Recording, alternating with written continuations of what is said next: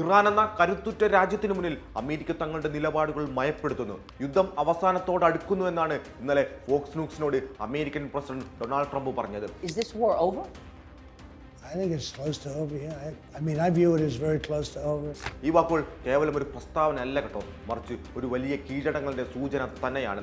വിയറ്റ്നാമിൽ American സൈന്യം ഇട്ടെറിഞ്ഞോടിയതുപോലെ ഇറാനിലും സംഭവിക്കുകയാണെന്ന് ആർക്കെങ്കിലും തോന്നിയാൽ അവരിനി കുറ്റം പറയാൻ സാധിക്കില്ല. കാരണം ഇറാന്റെ സൈനികവും തന്ത്രപരവുമായ കരുത്തിനു മുന്നിൽ പിടിച്ചു നിൽക്കാനാവാതെ വൈറ്റ് ഹൗസ് ഇപ്പോഴൊരു പിന്മാറ്റത്തിന്റെ പാതയിലാണ്. ഫോക്സ് ബിസിനസ് ചാനൽ നൽകിയ അഭിമുഖത്തിൽ ട്രംപ് തന്നെയാണ് സമ്മതിക്കുന്നത് ഇറാനുമായുള്ള യുദ്ധം അവസാനിക്കാറായെന്ന്. സ്ഥിതിഗതികൾ പരിഹാരത്തിലേക്ക് നീങ്ങുകയാണെന്ന് പറയുമ്പോഴും അമേരിക്ക അടിച്ചേൽപ്പിച്ച ഉപരോധങ്ങളും സൈനിക ഭീഷണികളും ഇറാനെ തളർത്തിയില്ല എന്നതാണ് പരമമായ സത്യം. ആണവായുധ ഭീഷണി എന്ന പഴയ പല്ലവി ട്രംപ് ഇപ്പോഴും ആവർത്തിച്ചു പറയുന്നുണ്ട്. I had to divert because if I didn't do that, right now you would have Iran with a nuclear weapon, and if they had a nuclear weapon, you would be calling everybody over there, sir. പക്ഷേ ഇറാന്റെ പക്കൽ അത്തരം ആയുധങ്ങളില്ലെന്ന് അന്താരാഷ്ട്ര ആണവോർജ്ജ agency പല തവണ ആവർത്തിച്ച് വ്യക്തമാക്കിയതാണ്. എന്തുകൊണ്ടാണ് Trump ഇപ്പോൾ ചർച്ചകളെക്കുറിച്ച് സംസാരിക്കുന്നത് എന്നതല്ലേ?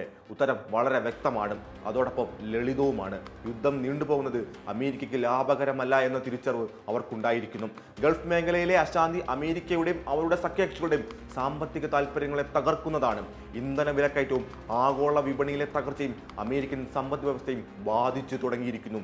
ഇതിനു പുറമെ ദിനം പ്രതി വേണ്ടിവരുന്ന ഭീമമായ യുദ്ധച്ചെലവും അമേരിക്കയ്ക്ക് ഒരു വിനയായിരിക്കുകയാണ്. യുക്രൈൻ യുദ്ധത്തിൽ കുടുങ്ങിപ്പോയ റഷ്യയുടെ ഗതിയും അമേരിക്കയ്ക്ക് നന്നായി തന്നെയാണ് അറിയാവുന്നത്.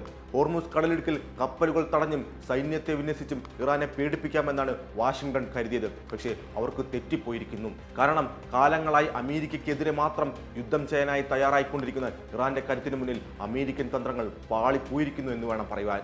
ഇനിയുള്ള പ്രതീക്ഷകൾ ഇസ്ലാമാബാദിലാണ്. പാകിസ്ഥാൻ, തുർക്കി, ഈജിപ്ത്, സൗദി അറേബ്യ എന്നീ രാജ്യങ്ങളുടെ ഇടപെടൽ അമേരിക്കയെ ചർച്ചാ മേശയിലേക്ക് എത്തിച്ചിരിക്കുകയാണ്.